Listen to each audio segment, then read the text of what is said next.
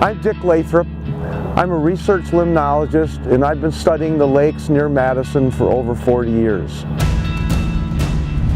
Here in Madison, it's said that we have one of the most studied lakes in the world, Lake Mendota, and we also have a lot of good information on the three downstream Yahara River chain of lakes, as well as Lake Wingra.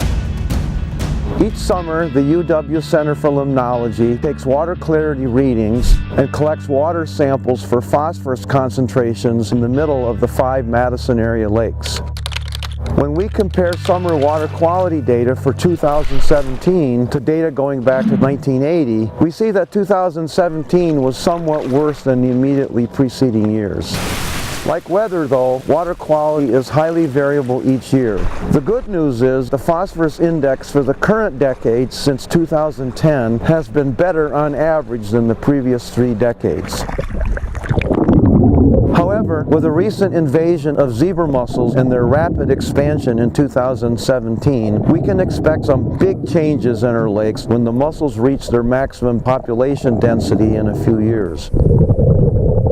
This is because zebra mussels in short periods of time can graze almost all of a lake's small free-floating algae that are an important part of the food chain for fish people love to catch.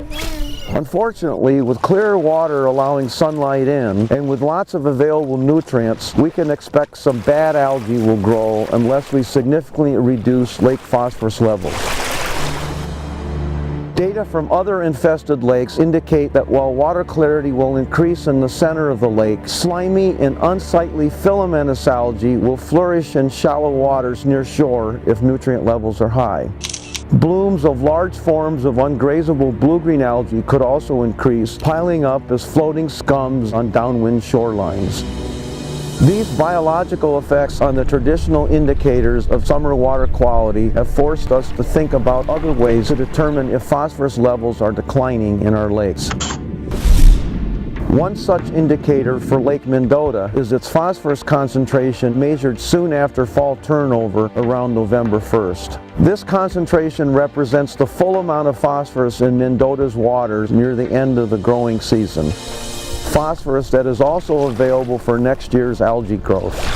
Long-term data show that Lake Mendota's fall phosphorus levels have been much lower since 2010 compared to the previous 2 decades, and similar to the extended drought of 1987-1988.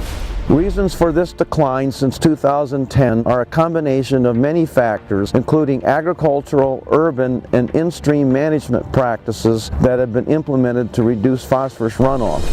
Also, the prolonged 2011-2012 drought with little runoff, and food web changes that affect how the lake processes phosphorus. The Madison area lakes have been a big part of my life since I first began studying them in 1975.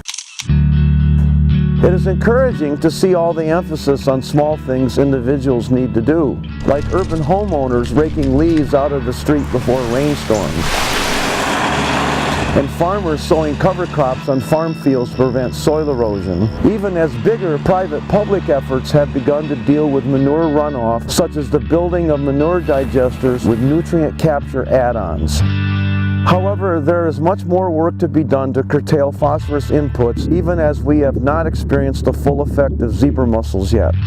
One thing our long-term data tell us, after periods of extended droughts with little runoff, if we can cut the phosphorus inputs to our lakes, they will clean up. That gives us hope for healthier lakes.